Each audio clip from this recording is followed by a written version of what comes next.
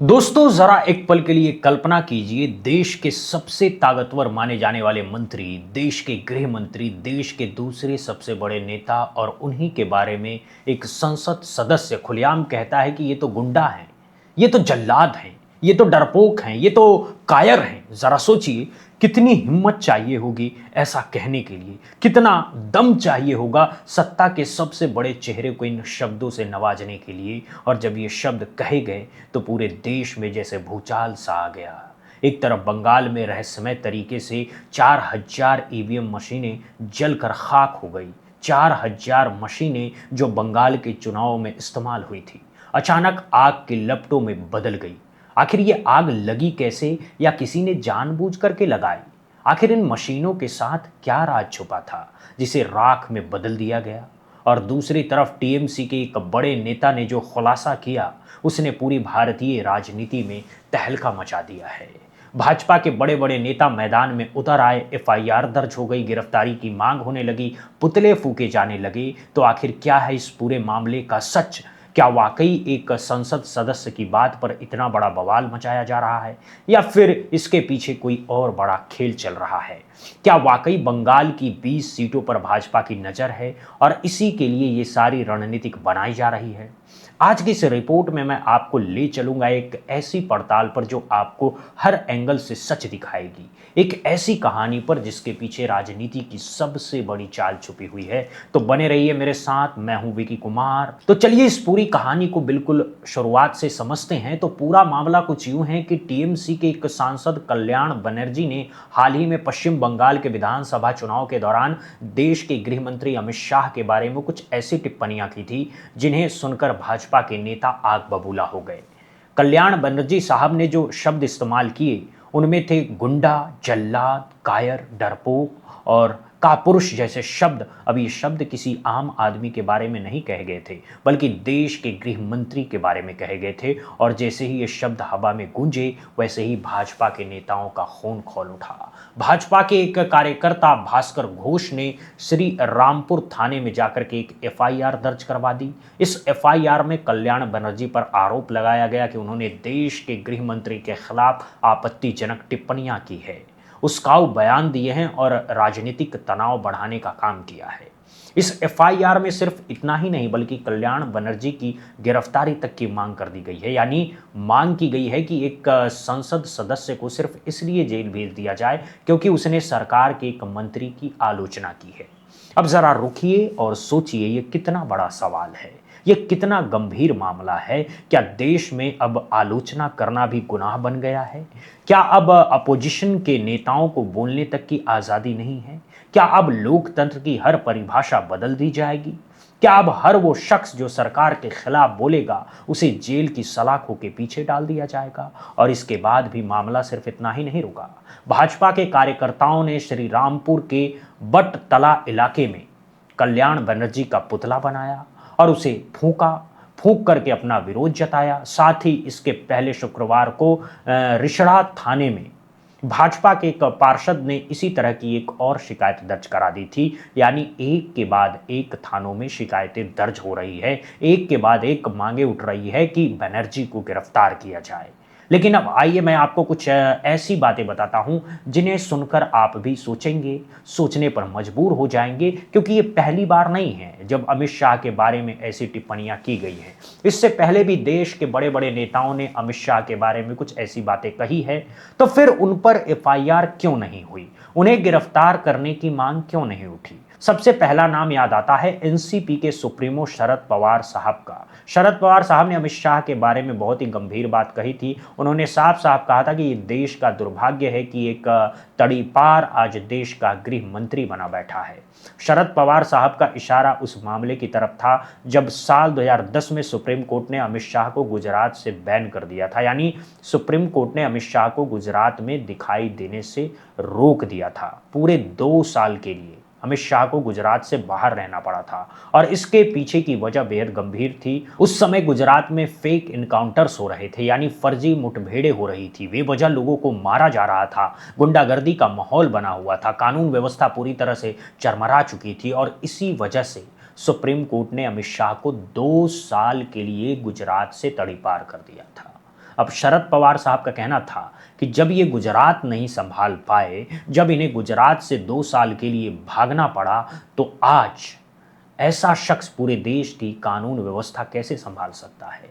ये देश का दुर्भाग्य है कि ऐसे शख्स देश के गृह मंत्री बना बैठा है। अब ये बात बहुत बड़ी थी, ये बात बहुत गंभीर थी, लेकिन क्या शरद पवार साहब पर कोई एफआईआर दर्ज हुई? क्या उनकी गिरफ्तारी की मांग उठी? क्या उन्हें थाने में बुलाया गया? जवाब है नहीं, बिल्कुल नहीं। उन पर कोई कार्रवाई नहीं हुई, वो आज भी आज़ाद घूम रहे हैं। अब आइए दूसरे नाम पर, सुब्रमण्यम स्वामी जी। जी हाँ, वही सुब्रमण्यम स्वामी जो खुद भाजपा के पुराने नेता रह चुके हैं। उन्होंने भी अमित शाह के बारे में बहुत ही गंभीर टिप्पणियां की है। उन्होंने भी कहा था कि अमित शाह तो गुंडा है। उन्होंने तो ये भी कहा था कि अमित शाह जजों की खोपड़ी तक तोड़वा चुका है। अब बताइए ये कितना बड़ा आरोप था, कितनी गंभीर बात थी, लेकिन क्या सुब्रमण्यम स्वामी पर कोई एफआईआर दर्ज हुई? क्या उन्हें कभी थाने में बुलाया गया? क्या उनकी गिरफ्तारी की मांग उठी? जवाब है फिर से वही, नहीं, बिल्कुल भी नहीं। अब तीसरा नाम लीजिए, उद्धव ठाकरे साहब।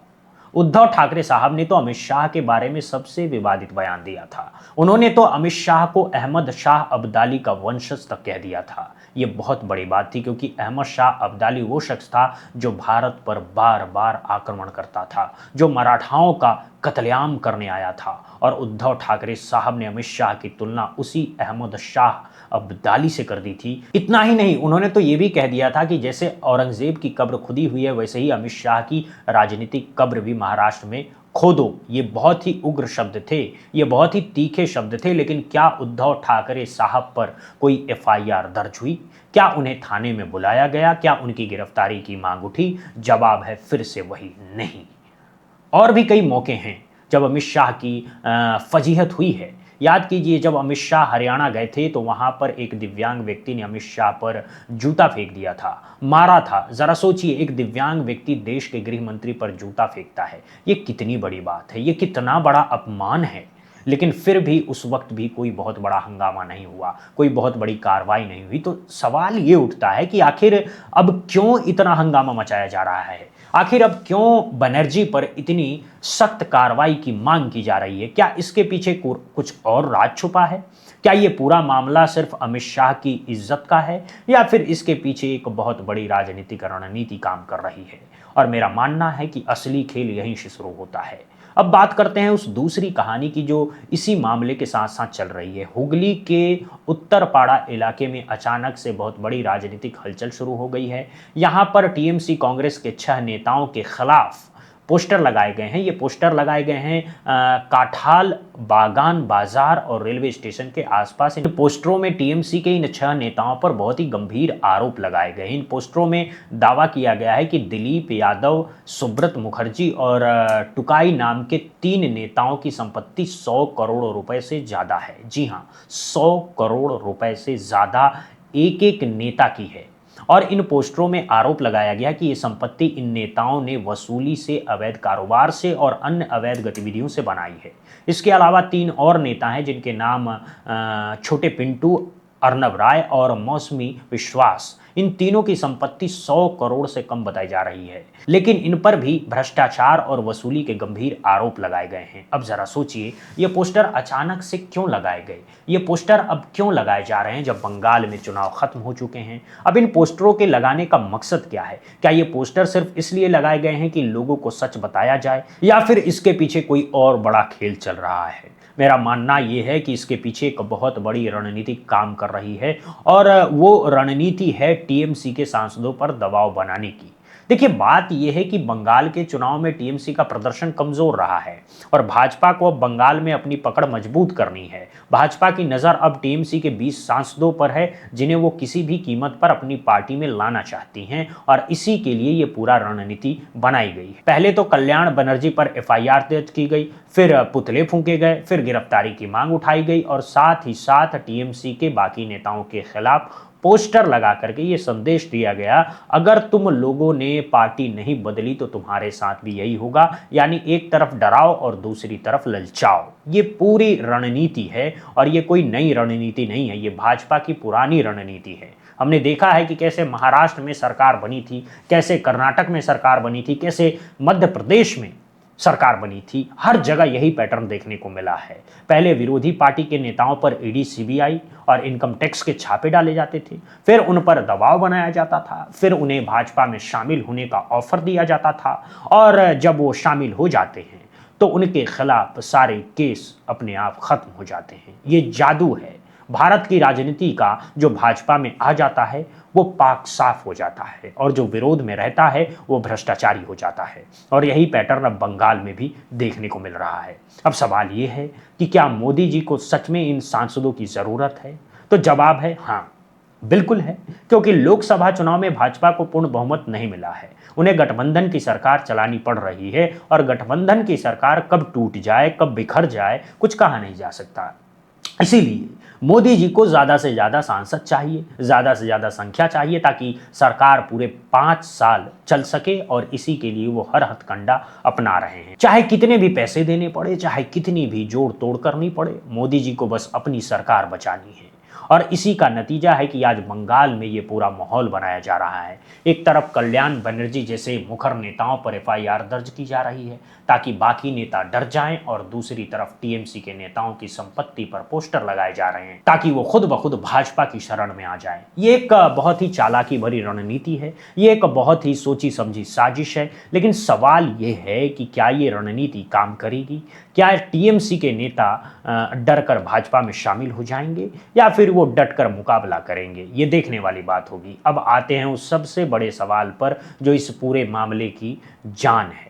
अगर वाकई अमित शाह की आलोचना करना गुनाह है, अगर वाकई अमित शाह के खिलाफ बोलना अपराध है, तो फिर एफआईआर सिर्फ कल्याण बनर्जी पर ही क्यों?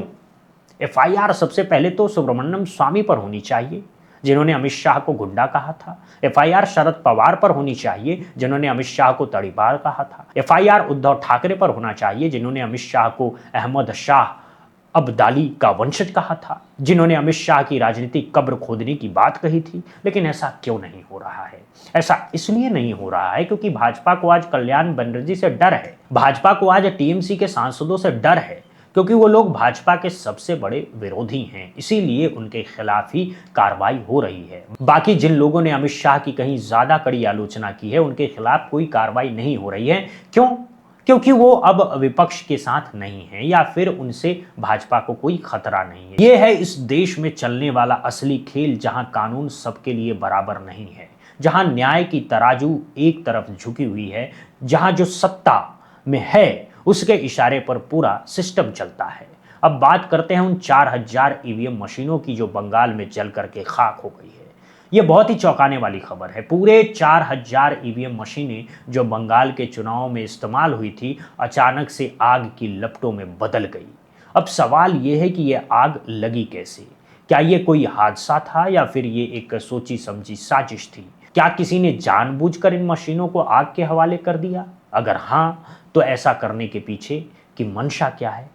क्या इन मशीनों में कोई ऐसा सबूत था जिसे मिटाना ज़रूरी था? क्या इन मशीनों में कोई ऐसा डेटा था जो किसी को परेशान कर सकता था? ये सारे सवाल हवा में हैं, और इनके जवाब अभी तक नहीं मिले हैं, और शायद कभी नहीं मिलेंगे, क्योंकि अब वो सारे सबूत राख में बदल चुके हैं, और राख से कुछ भी बाहर नहीं आ सकता। ये पूरा मामला बहुत संदिग्ध है। इस पूरे मामले में कई परतें हैं, और हर परत के नीचे कुछ न कुछ छुपा हुआ है। आम जनता को सच जानने का हक है। आम जनता को ये जानने का हक है कि उनके वोटों के साथ क्या हुआ। क्या ईवीएम मशीनें वाकई सुरक्षित थी? क्या उनके वोट सही जगह पहुंचे, या फिर कुछ गड़बड़ियां हुई थी जिसे छुपाने के लिए ये पूरा खेल खेला गया? लेकिन इन सवालों के जवाब शायद हमें कभी नहीं मिलेंगे, क्योंकि हमारे देश में इन सवालों को छुपाना ही गुनाह माना जाता है।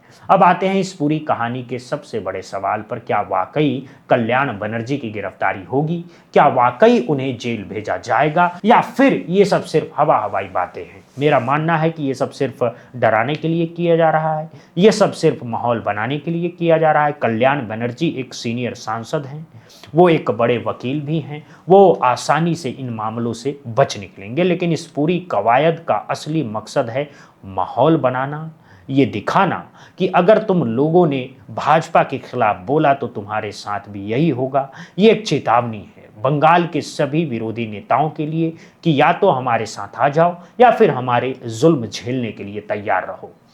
लेकिन क्या ये रणनीति काम करेगी?